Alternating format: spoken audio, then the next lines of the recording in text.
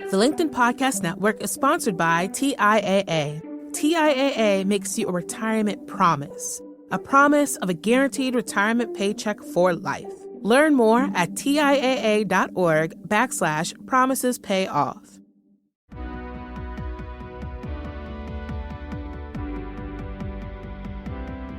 I'm Maura Aarons-Mele, and this is The Anxious Achiever. We look at stories from business leaders who've dealt with anxiety, depression, or other mental health challenges, how they fell down, how they picked themselves up, and how they hope workplaces can change for the better.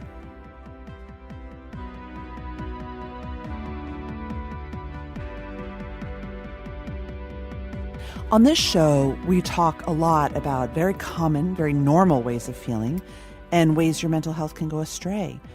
Depression and anxiety, they are super prevalent, especially right now. And we also talk a lot about the connection between mental health and achievement, and that many of the most successful people we know, including us, deal with these issues and manage to achieve incredible things. Today, we're going to look at mental health from the lens of a creative industry, an industry that might feel some ways more open and less formal. I'm thinking about the way that advertising has morphed into social media and films online and a very experiential, cool thing. But this also comes with a whole kind of creative pressure that many industries don't necessarily carry because the pace is so fast. And it's adopted the sort of addicted, gamified cadence of our modern social media age. Selling to clients and the thrill of the chase, I feel this myself. These habits that are permeating, I think, a lot of different jobs can exacerbate mental health challenges, but they can also make you forget about your depression or your anxiety for a bit. And our guest today and I are going to reflect on how to let go of some of the small wins and get back to your bigger picture. And we'll also talk about a severe and relatively rare mental health issue, obsessive compulsive disorder, and a specific kind of OCD, pure OCD. Now, there's a natural connection between the hypervigilant obsessive type and the kind of person who succeeds at running a company or winning other professional accolades.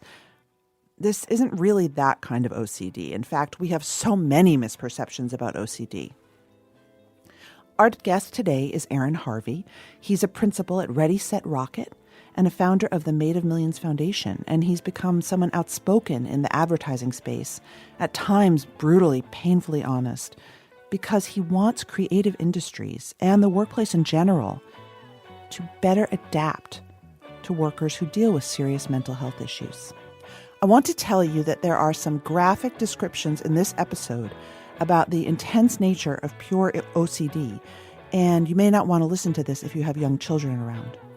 Here's my conversation with Harvey.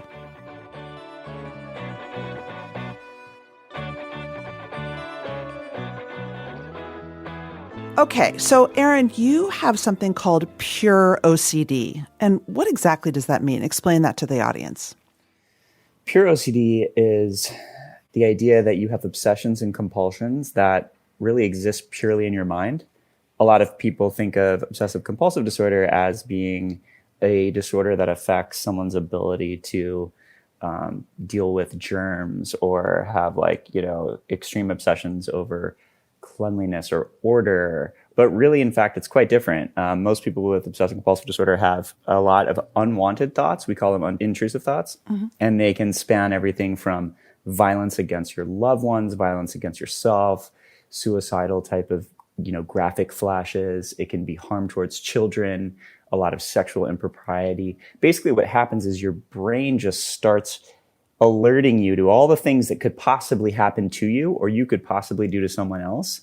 And it can be really, really, really overwhelming. So what happens for people is they end up trying to get rid of the thoughts and it makes them worse. And that's what we call compulsions, compulsively ruminating, trying to do things to get rid of it. But a person with this condition, you may never know because they're just sitting there suffering in their head. How did you know? Well, that was quite a journey, right? I mean, when I was 8, I started to have really, intense sort of panic attacks, thoughts that I was going to harm another child. But these things become obsessive, right? And they morph and then they turn into violence and harm and all kinds of horrible things to the point where when I was 33, this long held life secret that I was trying to cope with just kind of all came crashing down. And I finally, put the phrase violent thoughts into the internet. And that was what sort of started my recovery.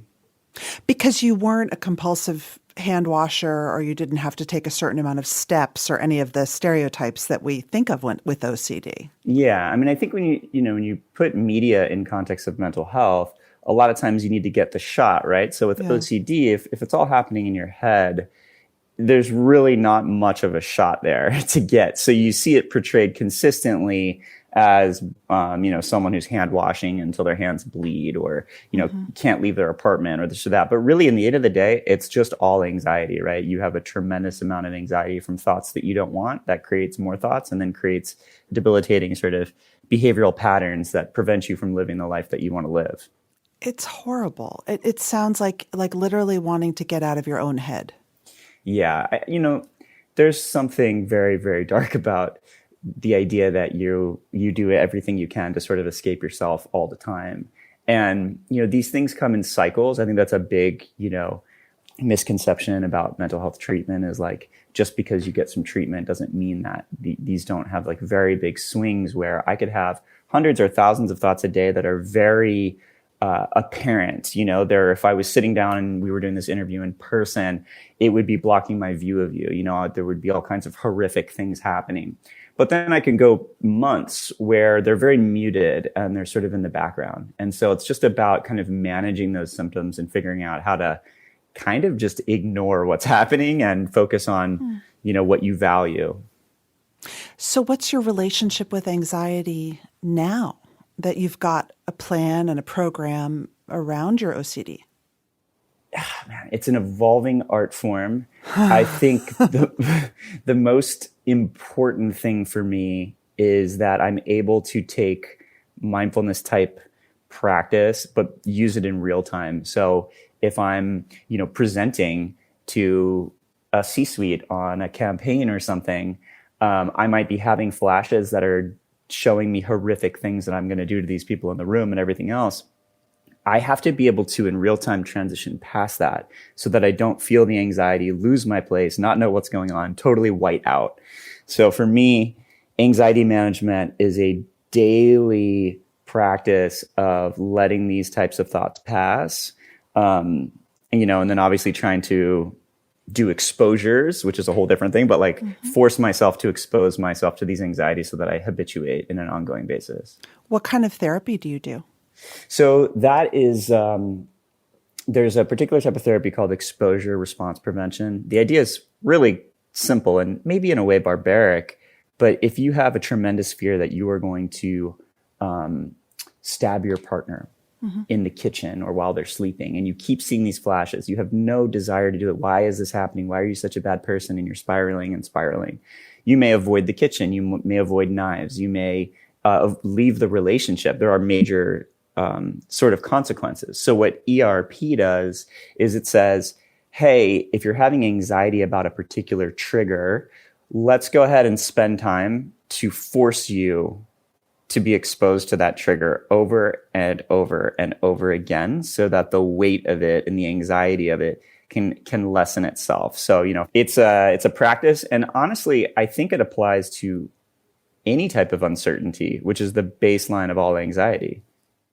Right, because there's exposure therapy is sort of a trope. If you're scared of flying, you take a test flight and the pilot talks you through it. It's an extension of that. Yeah, right. I mean, in a way, it's as crude as little Johnny's afraid to go swimming, so daddy throws him in the deep end of the pool. I mean, it's just, instead of going right into the deep end, you put you sit on the side of the pool and you let your feet dangle for a week and you deal with it until you feel okay standing in the shallow end. It's just a procedural way of overcoming it. So let's talk about work. Tell the audience what you do for work and why you might be up in front of a C-suite. Yeah, so I started an agency in New York called Ready, Set, Rocket about 11 years ago now. And we do a lot of, digital work, design and campaigns and all that jazz.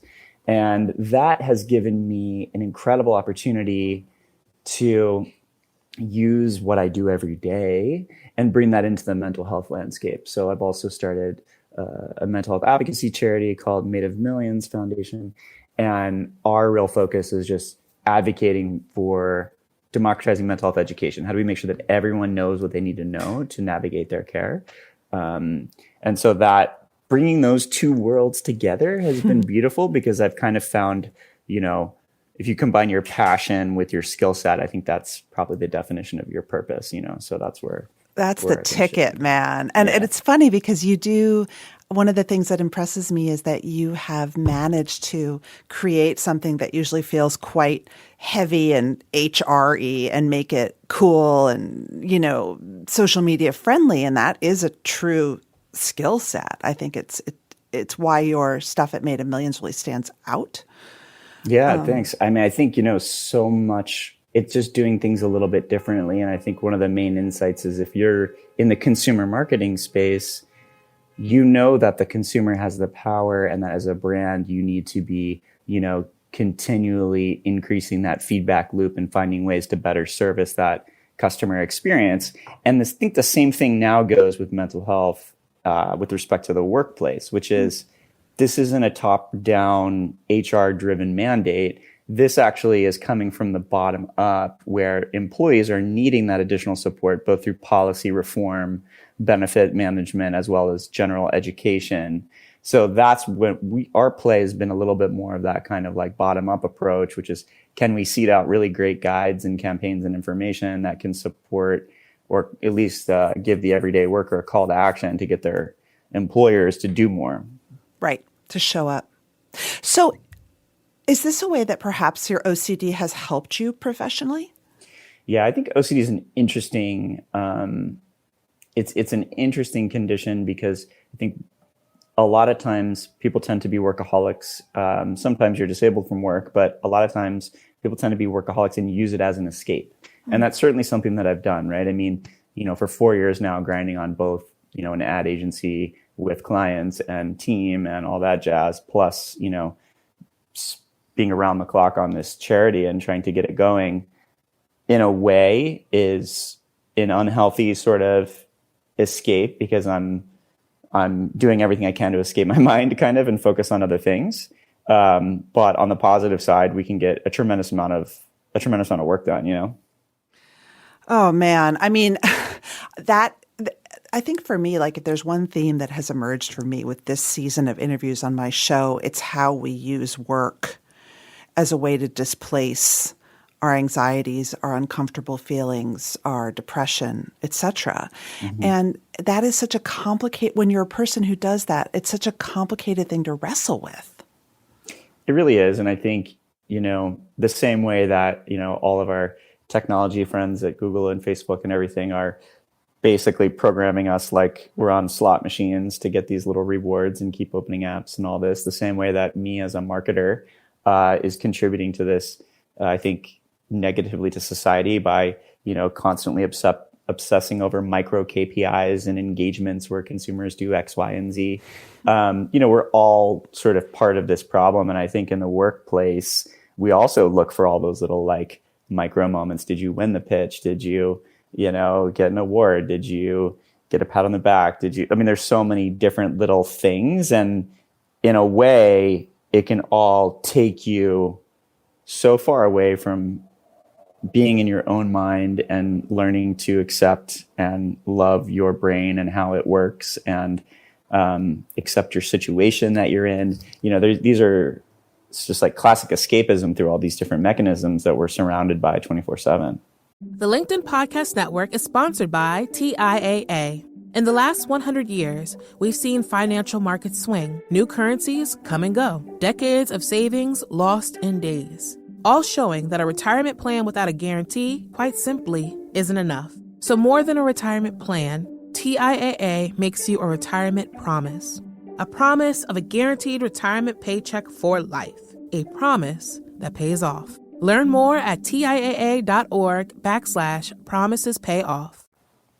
I think it's interesting, and you and I both, as people who work in client services, in creative services, trying to build content and creative that keeps people sort of hooked. I'm realizing as you're talking that I have begun in the past few years to orient my own personal days and my motivation around those dopamine rushes. And I think if you're in sales in particular, or you get that kind of client services win, or you see that engagement rate and you feel like ding, ding, ding, your brain feeds off of it. It becomes a habit, right? It's very habitual. And it is cultural for some of us who work in fields where our sense of success is driven by the micro KPIs, you call them? Yes, unfortunately.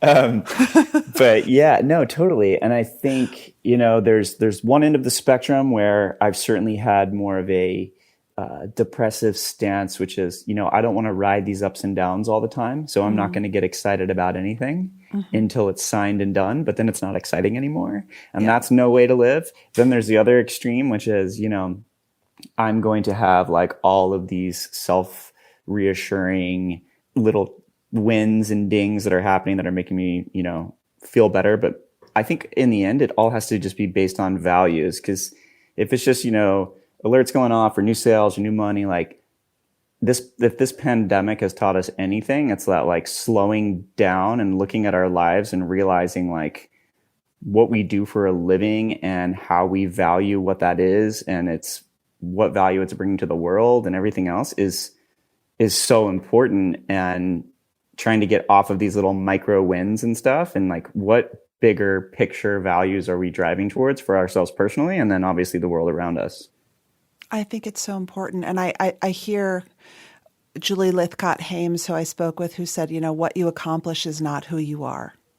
That's a difficult thing, right? Because so much of that profile and persona that you're seemingly building can sort of become intertwined with that. I have the same sort of thought right now with the agency. I don't want to be defined, right? I'm 11 years in. I'm about to turn 40 next year. And I think about it and I'm like, I don't want to be defined by my agency. I need to reinvent and recreate and face new challenges and not get comfortable in that type of role that I'm in, Why? What's wrong with being comfortable?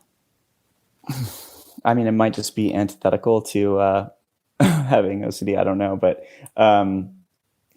I think it's really easy. I've seen and not passing judgment here. I think everyone's values are different, but I've seen people 20 plus years in the agency game.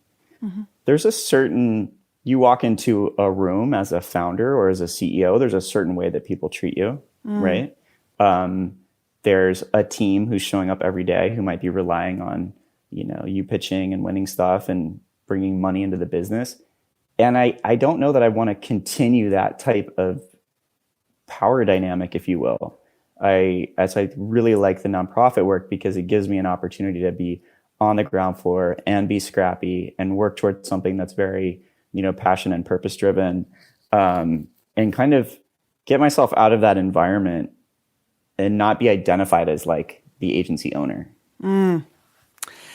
Well, I find this sometimes too, that as a small business owner, it can feel, once you get into a certain rhythm, that it is almost a familial relationship, and either you're patriarch or matriarch, Yeah. So I get that. I totally do. I want to talk a little bit I want to go back to the OCD in the common parlance, because, it's funny. I want to talk about language. Mm-hmm. I've been thinking recently about how we use throwaway language around mental health at work, and OCD is one that people just throw away. They'll say, "Oh God, I'm so OCD, look at my desk," or "I'm so OCD, I have to make a spreadsheet." Like implying that their need for control is really that they have OCD. How does that make you feel? And what should people know about when they throw around the term OCD? I mean, it's a big question, right? Yeah. So I probably made fun of OCD when I misunderstood what it was, right, in my 20s.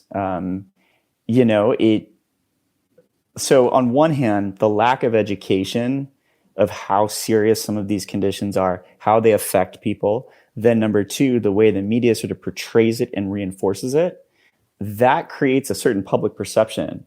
And it totally devalues the experience that someone has with a very, serious condition. I mean, people will literally have their heads on repeat and not eat and not sleep and not be able to leave their bed. And that's really what this condition is. And it's totally misappropriated. So, my thing is I don't judge anyone who uses it flippantly, but I have a role in helping educate them on what it is, and not in a way that's, confrontational, but hey, this is what it actually is. And hoping that at that point that they actually use it properly. Everyone's been trying to educate Khloe Kardashian forever because she has CLOCD, and it's just about her like liking things neat and tidy, and it kills this community. It's so bad. And then like she did some influencer thing with some like detergent brand, and the whole OCD community went bananas. And like I was reaching out to the brands on LinkedIn. I'm like, yo, you guys have a chance to get this right, but they're not getting it right. I think that's unacceptable. If you have the information. So, I mean, a big part of what we're doing at Made in Millions is a component of workplace education is the destigmatization of language. And you don't obviously just see it with OCD, you see it with, I'm so ADHD because I'm, happen to be overwhelmed or spacing out one day. That's not, a medical condition, or I'm so manic or bipolar, or this is schizo, or this is crazy. All of this does play a part in increasing the stigma and decreasing people's willingness to seek care. I want you to talk about your experience with an intern at your company who had a manic episode, because I think also even those of us who have mental illness are not immune from judging or feeling deeply uncomfortable when we see it in front of us.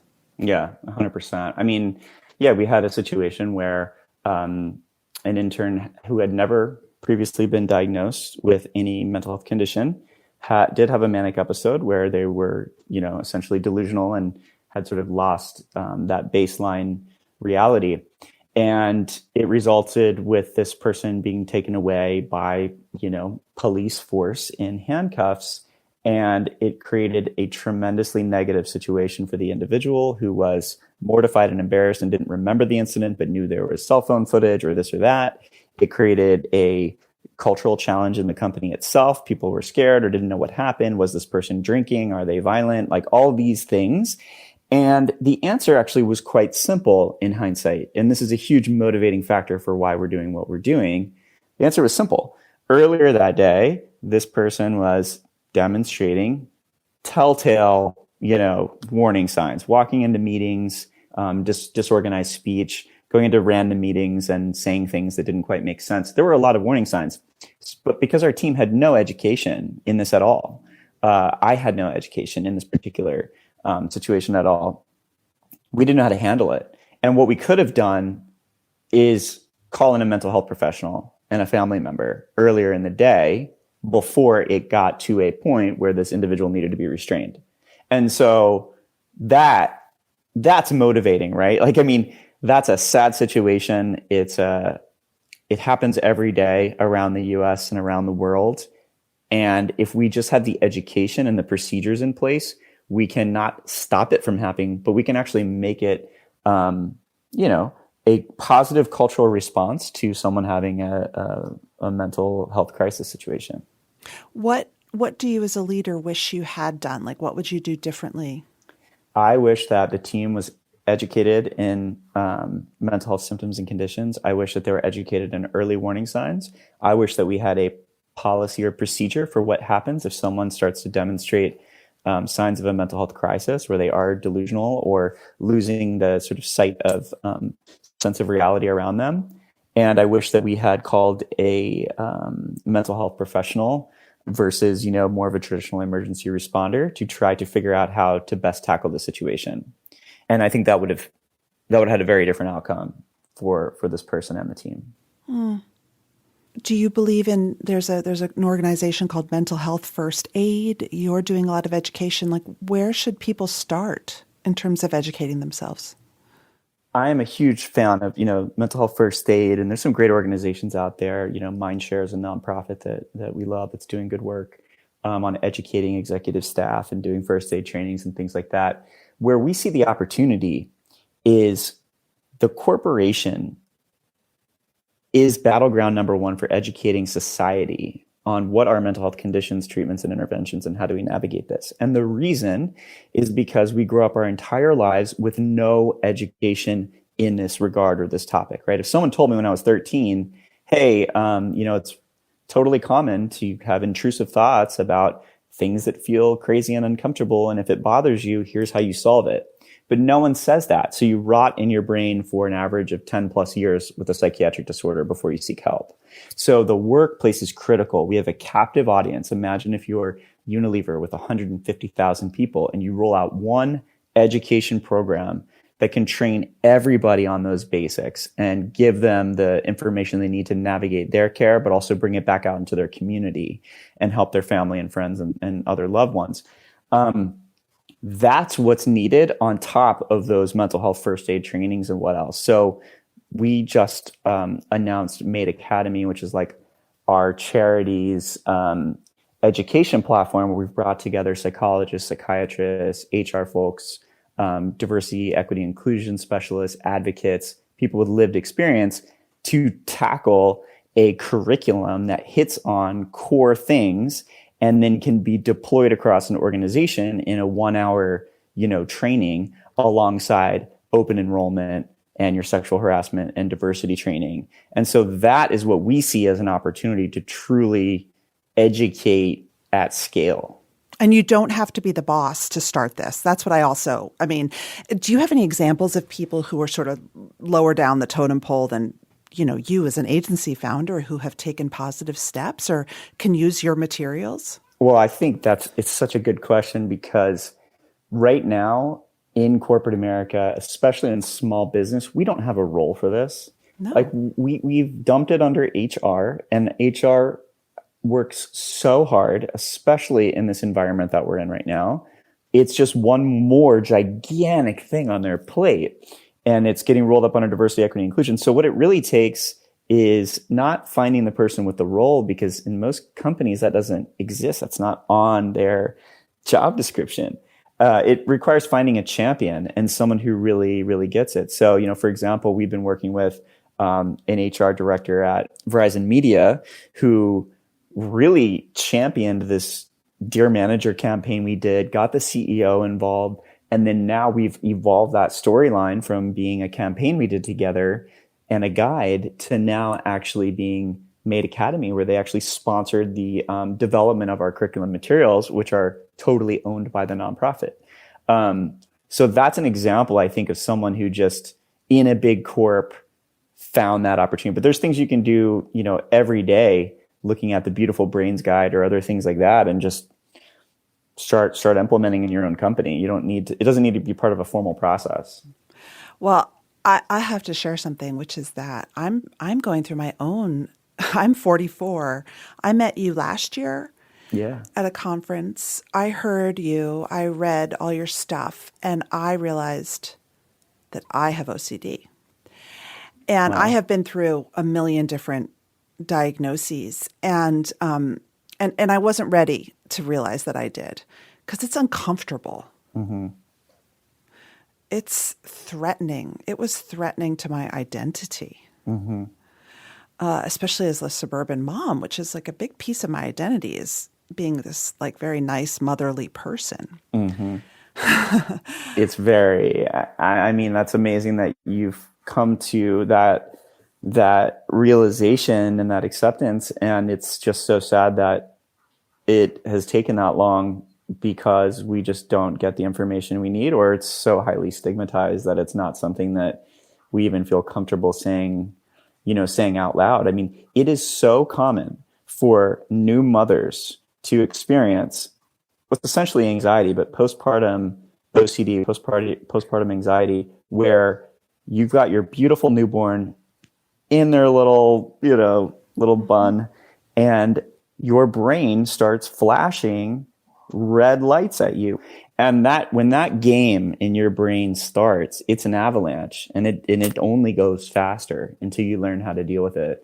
And so, getting a proper diagnosis and accepting it is the first thing, and then doing the work. So how has the pandemic impacted you with your OCD, with depression, and also people in the community that you're seeing? And what are signs that we need to be, as employers, as friends, looking out for? Yeah. So, one big insight for me that I really hope that as a broader society we can lean into, a lot of people who have had exposure and response prevention to cognitive behavioral therapy have actually fared very well mentally in the pandemic from the perspective of they understand how to deal with uncertainty. So the pandemic is just grinding out more uncertainty about our economic stability, our political stability, our safety, so many things that are now just more boxes that we can't check or control. So anyone who's had that, I like to say more like skills building versus therapy, like if you know how to better manage uncertainty because you can manage your OCD and all these uncertainties that you might be a threat to yourself or someone else, then you actually fare really well in a pandemic or this type of situation because you're applying the same skills. I think a lot of people who have suffered tremendously beyond, life events, sickness, losing loved ones to this, horrific disease and losing jobs and losing work and losing a sense of self and autonomy, if they're really experiencing this stuff for the first time in a really profound way, and they don't have any of those skills, it's sort of a compounding effect, where it's just even that much worse. Aaron, Harvey, I want to thank you so much for your time and your work. Thank you. I really, really appreciate, chatting about this. It's super important.